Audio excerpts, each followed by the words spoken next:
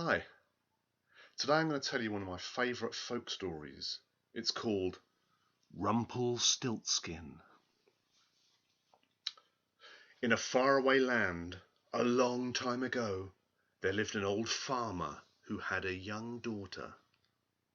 One day, the king and his men rode by, stopping to collect taxes. "Oh, but I have no money, your majesty," said the farmer.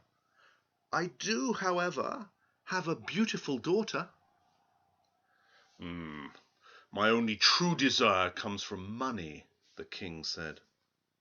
"Did I mention that my daughter can spin straw into gold?" the old farmer asked, without thinking. "Really?" the king questioned.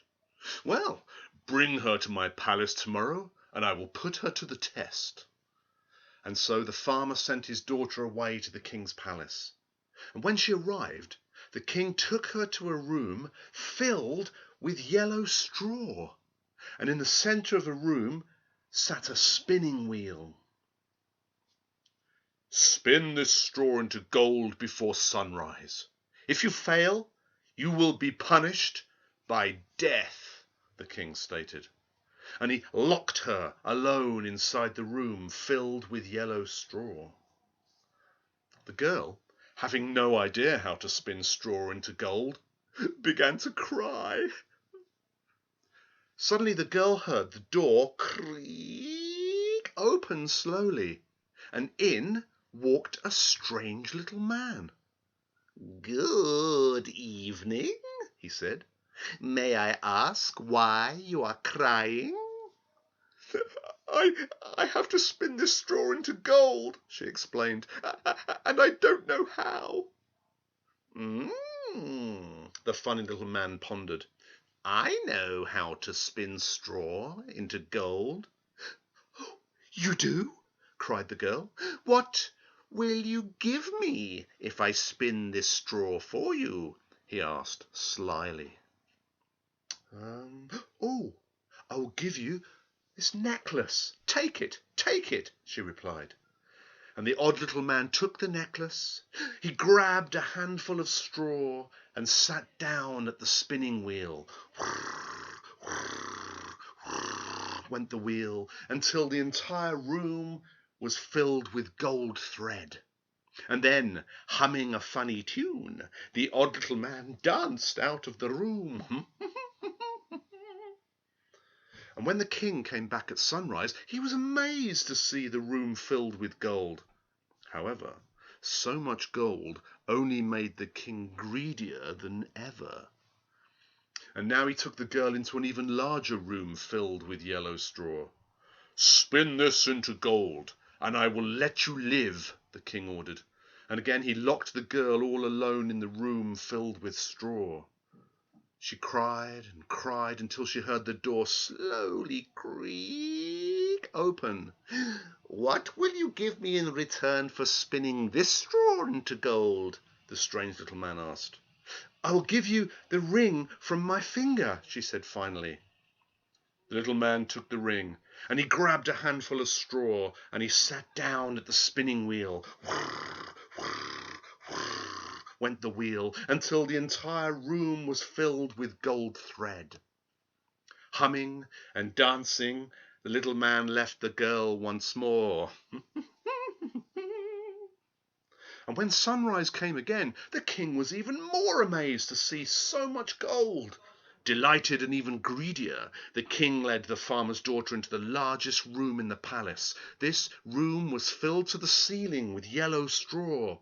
"If you can spin this into gold, I will have you as my queen," the king said. Without waiting for the girl to answer, the king locked her in all alone.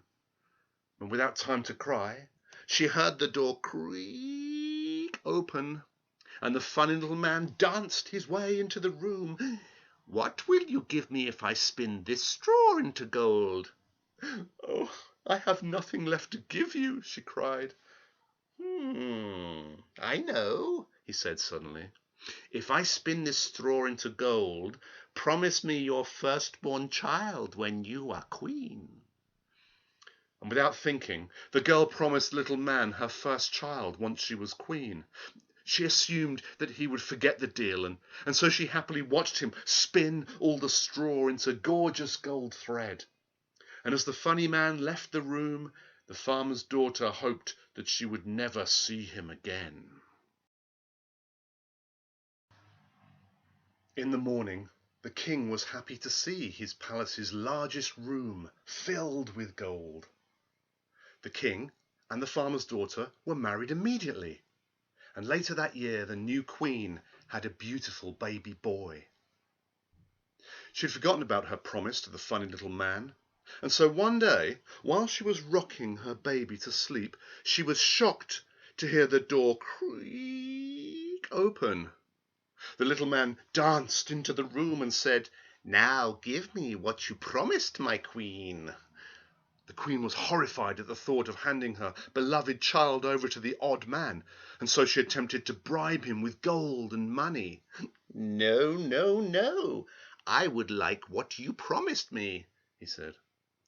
The queen sobbed terribly, and because the little man felt sorry for her, he walked back and forth across the room, deep in thought. I know," he said finally, with an odd grin on his face. "I will give you 3 days. If you can figure out what my name is by the end of the 3rd day, I will let you keep your child." The queen agreed immediately, and watched as the little man skipped out of her room humming his funny tune. That night the queen thought long and hard about all the names that she'd heard throughout her life. She collected names from the servants in the castle. She sent out messengers to scour the kingdom for more. Her list grew and grew. John and Ron, Bill and Will, Lucas and Joseph and Xavier and Yusuf. And when the little man came on the 1st day, the queen recited every name that she'd collected. "Could it be Tarquin, Quentin, or Cecil?" she asked. But no matter how many names she gave him, the little man simply replied, "Nope, that is not my name."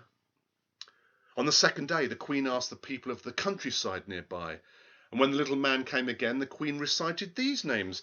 "Could it be Skinny Ribs, Mutton Chop, or perhaps it's Spindle Shanks?" "Oh, yes, it must be Spindle Shanks," the queen cried. "No, no, no, that is not my name." By now the queen was desperate, and in her desperation the queen sent out her most trusted servant to search the forbidden wood for any names he could find. And when the messenger returned on the 3rd day, he told the queen that he had wandered the forest and come across a strange little man dancing around a large fire. A servant began to sing a song that had a very familiar tune. "She is large and I'm small, but oh, how I dance around them all. And though she's queen, how I will glean her only child as I'd foreseen. For she will never, ever claim that Rumpelstiltskin is my name."